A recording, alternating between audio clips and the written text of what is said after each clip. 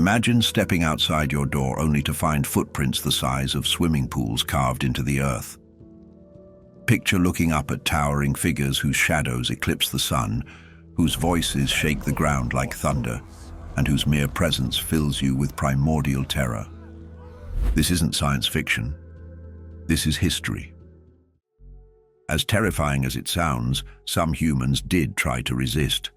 Ancient texts speak of wars between humans and giants, of brave warriors who stood against impossible odds, of heroes who dared to challenge the tyrannical order.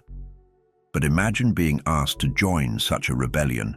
You're handed a sword, if you can even lift it, and told to march against creatures whose smallest finger is thicker than your entire body.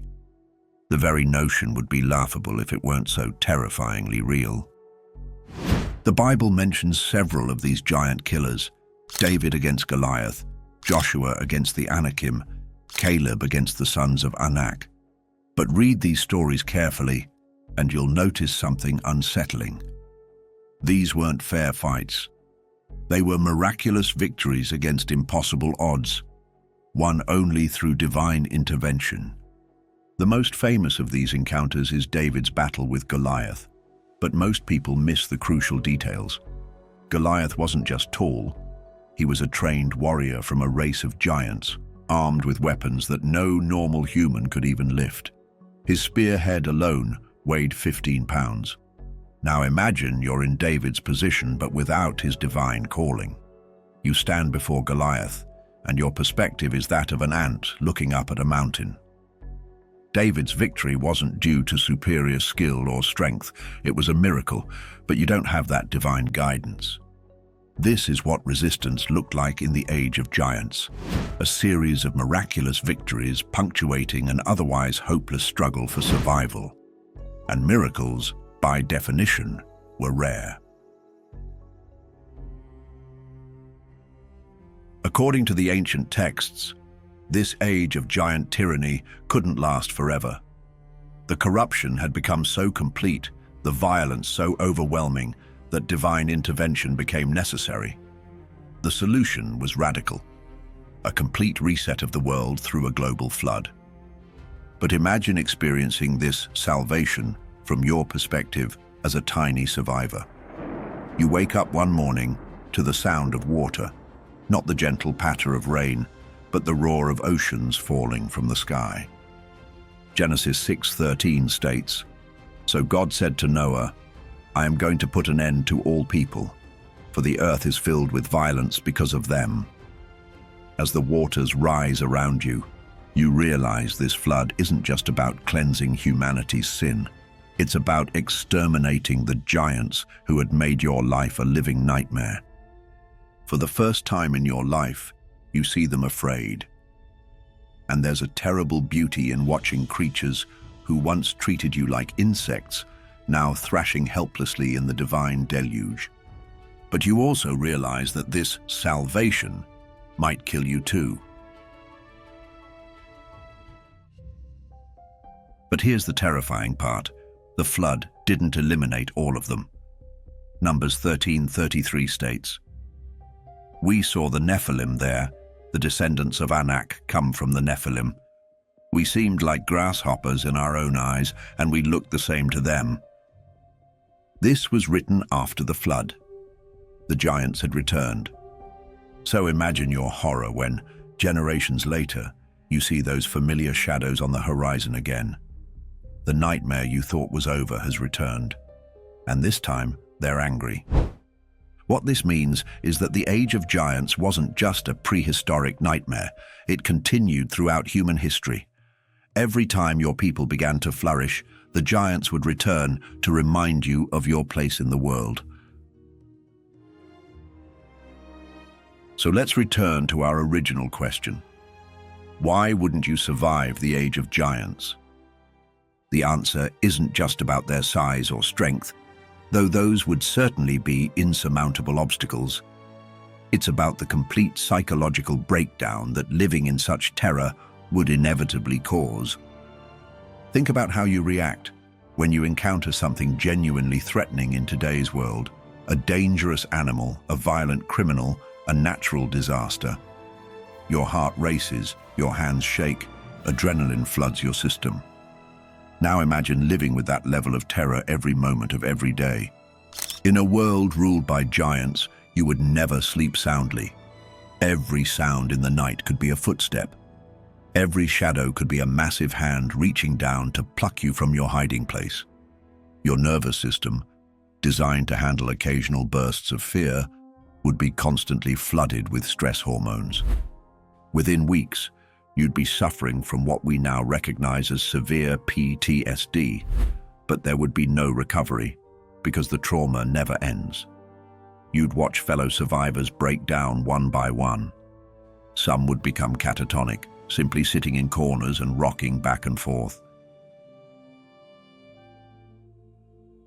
But perhaps worse than the constant fear would be the absolute helplessness. Humans are problem solvers by nature. We face challenges and find ways to overcome them. But in the age of giants, there are no solutions, only temporary delays of the inevitable. You can't fight beings whose fingernails are harder than your strongest weapons. You can't hide from creatures who can reshape the landscape at will. You can't negotiate with beings who see you as insects. Every survival instinct you possess would be not just useless, but counterproductive. The fight response? Suicide. The flight response? A brief postponement of death. The freeze response? You become an easy target. You would be trapped in a world where every natural response to danger only makes your situation worse. The psychological damage from this kind of absolute powerlessness would destroy your mind long before the giants destroyed your body. As your mind gradually fragments under the constant stress, you begin to notice changes in yourself and the other survivors. The constant malnutrition has left you weakened and skeletal. Your hair has turned grey from stress even if you're young. Your hands shake constantly and you jump at the slightest sound. You've developed what we might call giant paranoia, the inability to enjoy even a moment of peace because you're constantly scanning the horizon for massive silhouettes. You can't look at a distant cloud without wondering if it might be a giant's head. The few other survivors you encounter are in similar states. Conversations consist mainly of whispered warnings about giant sightings and increasingly desperate plans for finding food or shelter. No one talks about the future anymore because everyone understands there isn't one. You've all accepted that you're living on borrowed time, that your continued existence is nothing more than an oversight that will eventually be corrected, and perhaps most terrifyingly of all, part of you begins to hope for that final encounter. Death starts to look like mercy compared to indefinite survival in this nightmare world. So why wouldn't you survive the age of giants? Because survival in such a world requires something no human possesses: the ability to exist indefinitely as prey without losing your sanity, your humanity, or your will to live.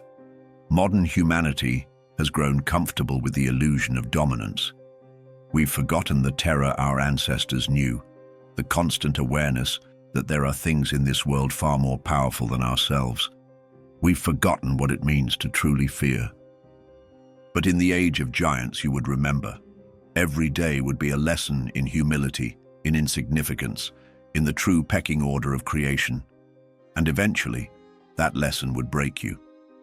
Whether you died from starvation, disease, accident, or simply being noticed by one of your giant overlords, your death would be meaningless in the grand scheme of things. You would be forgotten instantly, your brief existence no more significant to the giants than the death of an ant is to you. The question isn't whether you would survive the age of giants. The question is whether that age ever really ended at all. And if it hasn't, whether you're prepared for what's coming next. Because according to the ancient prophecies, the giants are destined to return to open rule over the earth. And when they do, modern humans, soft, weak, and completely unprepared for such a reality, will fare even worse than their ancient ancestors. The ancients tried to warn us. They left their messages carved in stone, written in texts, embedded in the very landscape of our world. They told us about the giants who once ruled the earth, who filled it with violence, who saw humanity as nothing more than insects to be crushed or consumed. But we've chosen to see their warnings as myths, their testimonies as legends, their fears as primitive superstitions. Perhaps that's exactly what the giants have been waiting for us to do. Because in the age of giants, ignorance isn't bliss, it's extinction.